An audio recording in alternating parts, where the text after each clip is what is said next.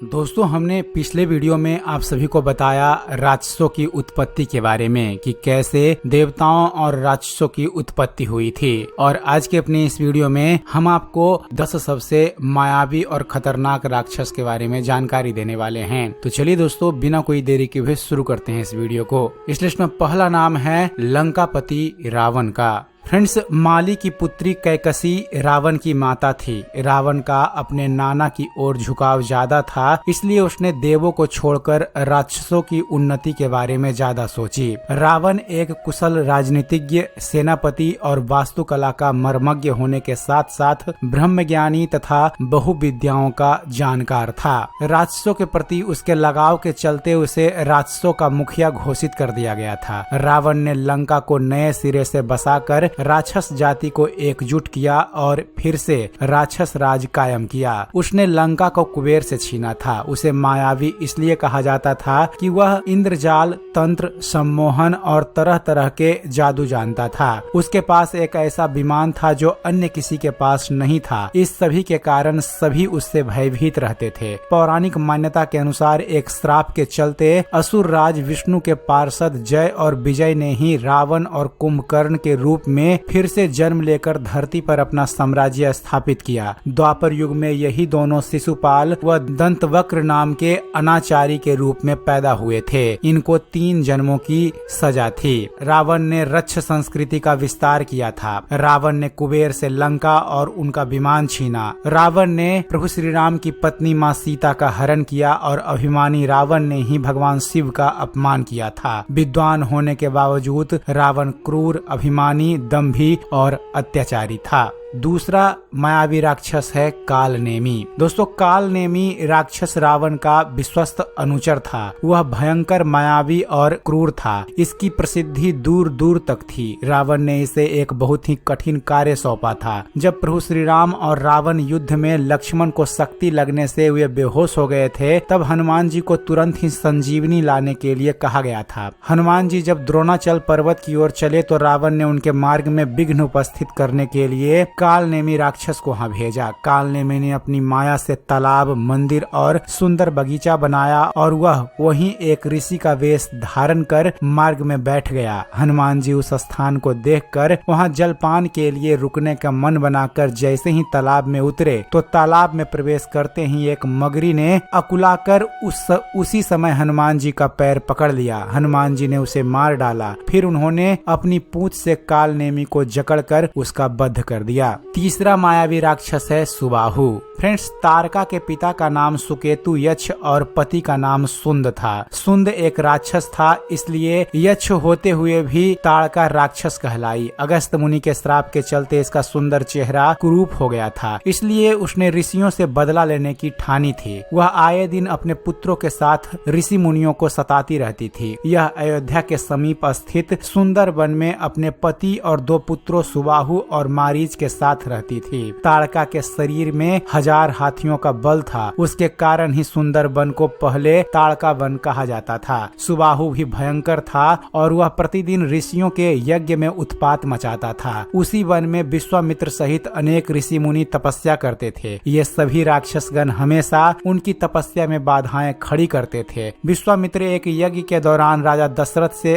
अनुरोध कर एक दिन प्रभु श्री राम और उनके भाई लक्ष्मण को अपने साथ सुंदर वन ले गए। तब प्रभु श्री राम ने ताड़का का और विश्वामित्र के यज्ञ की पूर्णाहुति के दिन सुबाहु का भी वध कर दिया था। प्रभु श्री राम के बाण से मारीच आहत होकर दूर दक्षिण में समुद्र तट पर जा गिरा। चौथा मायावी राक्षस था मारीच। फ्रेंड्स, प्रभु श्री राम के तीर से बचने के बाद ताड़का पुत्र मारीच ने रावण की शरण ली। मारीच लंका के राजा रावण का मामा था। जब शूर्पणखा ने रावण को अपने अपमान की कथा सुनाई तो लंकापति रावण ने सीता हरण की योजना बनाई। सीता हरण के दौरान रावण ने मारीच की मायावी बुद्धि की सहायता ली। रावण महासागर पार करके गोकर्ण तीर्थ पर पहुंचा, जहां राम के डर के कारण मारीच छिपा हुआ था। वह रावण का पूर्व मंत्री रह चुका था। रावण को देखकर मारीच ने कहा कि राक्षस राज, ऐसी क्या आवश्यकता पड़ी जो आपको मेरे पास आना पड़ा। रावण ने गुस्से से भरकर कहा कि राम लक्ष्मण ने शूर्पणखा के नाक कान काट दिए और अब हमें उनसे बदला लेना होगा। तब मारीच ने कहा, हे रावण, श्री रामचंद्र जी के पास जाने में तुम्हारा कोई लाभ नहीं है। मैं उनका पराक्रम जानता हूँ। भला इस जगत में ऐसा कौन है जो उनके बाणों के बेग को सह पाए। रावण ने मारीच पर क्रोधित होकर कहा, रे मामा, तू मेरी बात नहीं मानेगा तो निश्चय ही तुझे अभी मौत के घाट उतार दूंगा। मारीच ने मन ही मन सोचा, यदि मृत्यु निश्चित ही है तो श्रेष्ठ पुरुष के ही हाथ मरना अच्छा होगा। फिर मारीच ने पूछा, अच्छा बताओ मुझे क्या करना होगा। रावण ने कहा, तुम एक सुंदर हिरण का रूप बनाओ जिसके सिंग रत्नमय प्रतीत हो, शरीर भी चित्र विचित्र रत्नों वाला ही प्रतीत हो। ऐसा रूप बनाओ कि सीता मोहित हो जाए। अगर वे मोहित हो गई तो जरूर वो राम को तुम्हें पकड़ने भेजेगी। इस दौरान मैं उसे हर कर ले जाऊंगा। मारीच ने रावण के कहे अनुसार ही कार्य किया और रावण अपनी योजना में सफल रहा। इधर प्रभु श्री राम के बाण से मारीच मारा गया। पांचवा है कुंभकर्ण। फ्रेंड्स, कुंभकर्ण रावण का भाई था। युद्ध के दौरान किसी तरह कुंभकर्ण को जगाया गया। कुंभकर्ण ने युद्ध में अपने विशाल शरीर से दानवों पर प्रहार करना शुरू कर दिया। इससे प्रभु श्री राम की सेना में हाहाकार मच गई। सेना का मनोबल बढ़ाने के लिए प्रभु श्री राम ने कुंभकर्ण को युद्ध के लिए ललकारा और भगवान राम के हाथों कुंभकर्ण वीर गति को प्राप्त हुआ। छठा है कबंध। दोस्तों, सीता की खोज में लगे प्रभु श्री राम और लक्ष्मण को दंडक वन में अचानक एक विचित्र दानव दिखा जिसका मस्तक और गला नहीं था। उसकी केवल एक आंख ही नजर आ रही थी। वह विशालकाय और भयानक था। उस विचित्र दैत्य का नाम कबंध था। कबंध ने राम लक्ष्मण को एक साथ पकड़ लिया। प्रभु श्री राम और लक्ष्मण ने कबंध की दोनों भुजाएं काट डाली। कबंध ने भूमि पर गिरकर पूछा, आप कौन हैं वीर? परिचय जानकर कबंध बोला, यह मेरा भाग्य है कि आपने मुझे बंधन मुक्त कर दिया। कबंध ने कहा, मैं दनु का पुत्र कबंध बहुत पराक्रमी तथा सुंदर था। राक्षसों जैसी भीषण आकृति बनाकर मैं ऋषियों को डराया करता था, इसलिए मेरा यह हाल हो गया था। रामायण काल का 7वां सबसे बड़ा मायावी राक्षस था विराध।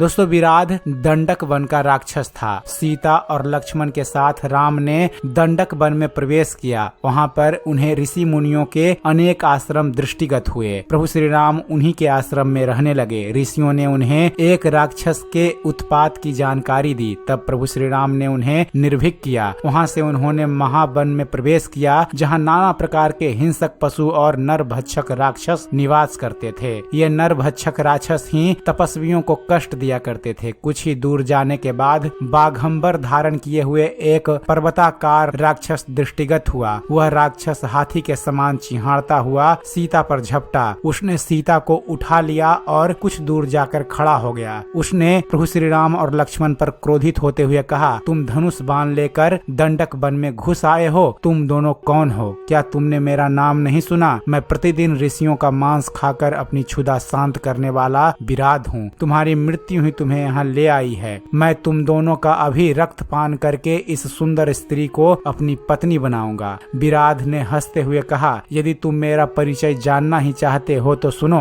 मैं जय राक्षस का पुत्र हूँ। मेरी माता का नाम सतहृदा है। मुझे ब्रह्मा जी से यह वर प्राप्त है कि किसी भी प्रकार का अस्त्र शस्त्र से ना तो मेरी हत्या की जा सकती है और ना ही उनसे मेरे अंग छिन्न भिन्न हो सकते हैं। यदि तुम इस स्त्री को मेरे पास छोड़कर चले जाओगे तो मैं तुम्हें वचन देता हूँ कि मैं तुम्हें नहीं मारूंगा। राम और लक्ष्मण ने उससे घोर युद्ध किया और उसे हर तरह से घायल कर दिया। फिर उसकी भुजाएं भी काट दी। तभी प्रभु श्री राम बोले, लक्ष्मण, वरदान के कारण यह दुष्ट मर नहीं सकता, इसलिए यही उचित है कि हमें भूमि में गड्ढा खोदकर इसे बहुत गहराई में गाड़ देना चाहिए। लक्ष्मण गड्ढा खोदने लगे और प्रभु श्री राम विराध की गर्दन पर पैर रखकर खड़े हो गए। तब विराध बोला, हे प्रभु, मैं तुम्बुरु नाम का गंधर्व हूँ। कुबेर ने मुझे राक्षस होने का श्राप दिया था। मैं श्राप के कारण राक्षस हो गया था। आज आपकी कृपा से मुझे उस श्राप से मुक्ति मिल रही है। राम और लक्ष्मण ने उसे उठाकर गड्ढे में डाल दिया और गड्ढे को पत्थर आदि से ढक दिया।